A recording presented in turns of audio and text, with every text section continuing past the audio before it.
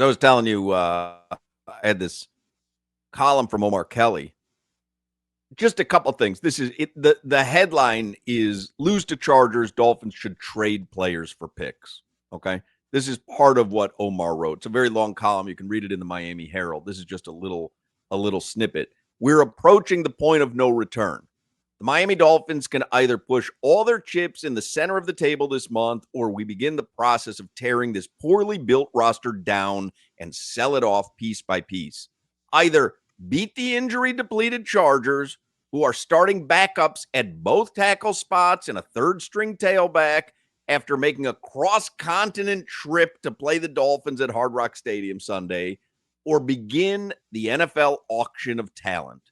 Keep losing, and everything of value must go by the November 4th trade deadline. And then he writes, teams in need of pass rushing help can pick up Jalen Phillips, who's playing in his fifth-year option, set to become a free agent next offseason. Bradley Chubb, who has 14 tackles and 4 sacks in what will likely be his final season in Miami, since he's due $19.2 million in 2026. And 2024 first-round pick Chop Robinson, whom we've discovered is a limited pass rush-only player. Need a 1,000-yard receiver? Jalen Waddle could probably be had for a second-round pick, since his $19.2 million a year price tag drives his value down. Devon Achane, who has accounted for 435 all-purpose yards and scored 4 touchdowns, is going to be pushing for a lucrative contract extension at season's end. Maybe the Dolphins get something for Achane now, while his value will never be higher. Let's be honest, Omar writes, and acknowledge that Minkah Fitzpatrick has been acting like a hostage. The former Pro Bowl safety ran from his franchise's troublesome culture in 2019, only to return 5 seasons later, and wouldn't you know, very little has changed. And Omar goes on and writes a long column, and then he ends it with, so lose on Sunday, and it's time for him to get to work breaking apart this team, talking about Chris Grier, or draft picks, or blocks, who have more upside than what this roster presently possesses. I'm with you. I didn't like Bradley Chubb when they brought him in. He was old, and they gave him another $200 million. I wasn't a fan of that. I'm okay with all of them. Waddle kind of made me look back and forth a little bit. You do not get rid of Devon Achane. Devon has a bit like Marshall Faulk ability. You just can't. I know it's a reset. He creates offense. He creates offense. He's his own offense in itself, Hawk. Like you want to start a new offense. The new guy that comes in, whoever he is, Coach X, every single offensive coordinator, offensive mind in the world could use a Devon Achane. He's the kind of guy you base your offense around. The only guy I would take off the books for trade is Devon Achane. Waddle can go. Waddle can go. Man, Crowder, I disagree with you. I think everybody could go. Genuinely, other than the guys we just drafted, who it doesn't make much sense to move on from them because they're so cheap. Devon Achane is going to get paid. And if you're really in a situation, I love Devon Achane. I agree with you. I'm not saying you're wrong, but if you're really in a situation where you're going into a full rebuild again or a full reset again, whatever you want to call it, you're going to pay a running back ridiculous amount of money when you have so many other holes. I mean, we're talking about Crowder. Think about the amount of holes you have to fill.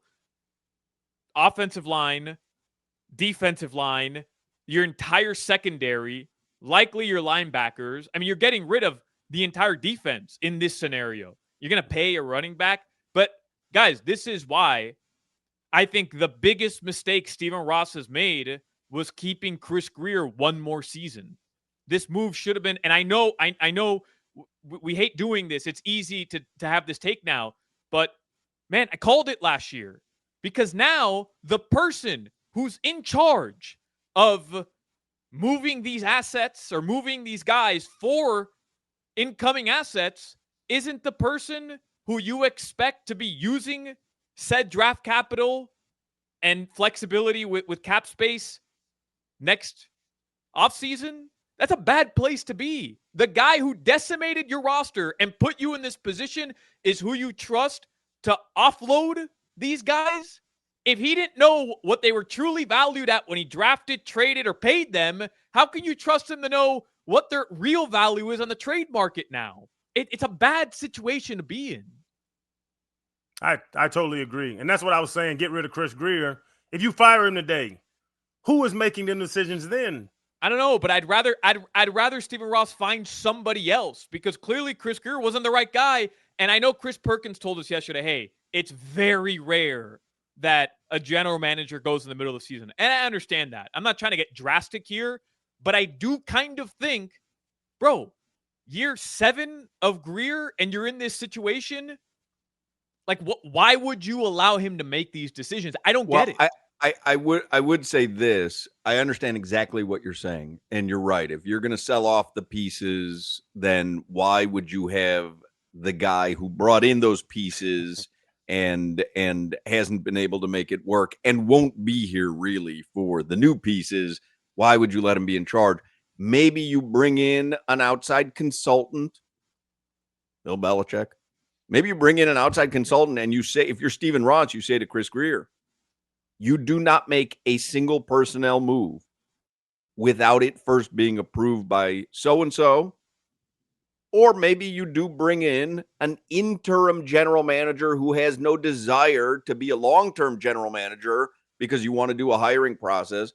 But I'm with Solana on that. You can't allow, listen, if they're going to sell off the team piece by piece, Chris Grier is not going to be here for the rebuild. He's had his attempts to do so. You can't let him be in charge of what you're getting for some valuable pieces. Devon Achane's a valuable piece.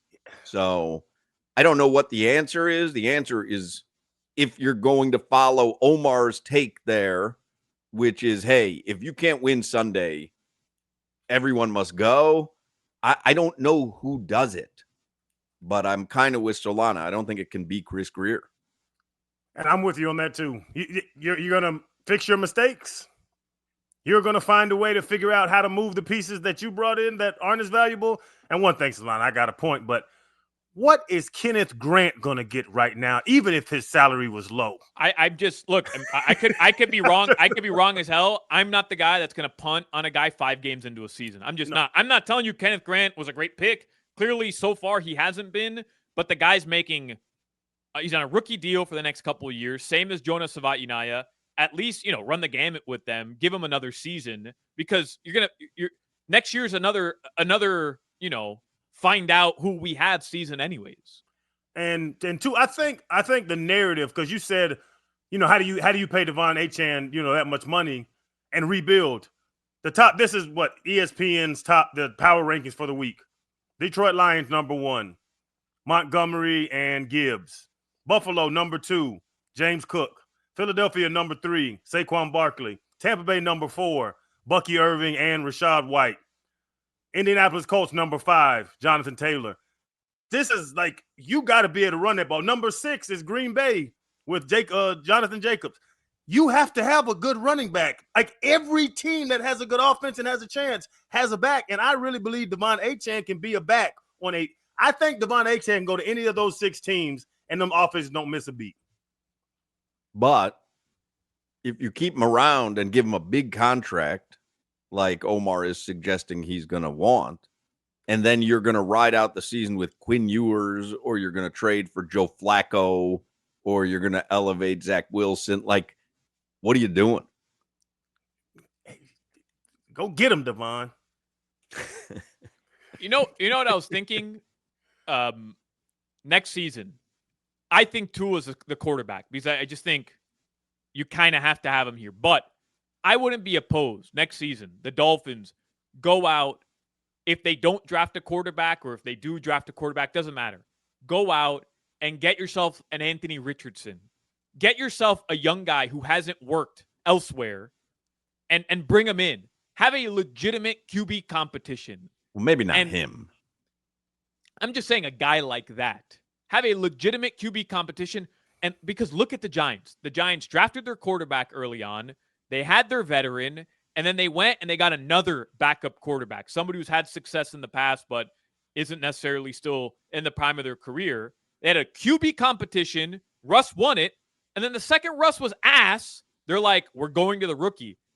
And here we are. They're beating the defending champs on Thursday Night Football, and Jackson Dart looks unbelievable. Right, but Tua looked unbelievable as well when he actually got a chance to lead the team. I'm not talking about the couple of Brian Flores seasons. I'm talking about when McDaniel got here. I mean, I'd slow our roll on Jackson Dart a little bit because he's looked good for 2 out of 3 games. Oh yeah, listen. That the smartest defensive minds in the world are watching every snap he's taken over the last 2 weeks. If he continues to play like this, Solana, he's going to the Pro Bowl this year. Rookie Pro Bowler. I don't think that's going to happen. You would agree he has all the tools, though, to be successful. Oh, yes. Yeah. He has a arm, big arm, vision, can run, can take hits. He just has swagger. Like a baby Josh Allen. He really looks like a smaller frame Josh Allen. That's what he looks like. Giants are in a better position than the Dolphins. I didn't think I'd be saying that at the start of the season, but they look to be in a much better position. Yeah, they are. They're in a better position than the Dolphins. They've got Jackson Dart, and they've got Cam Scatterbo. And they've got Malik Neighbors when he's healthy. Yeah. Dayball had to get him a quarterback. I don't know why Dayball Jones was on the bigger hot seat than McDaniel coming into the season. And I think he found himself a cooler seat because of Jackson Dart. Goodness gracious. So now the Giants have surpassed us, is what I just succumbed from that conversation. We've got the Jets, though. But we've got the Jets.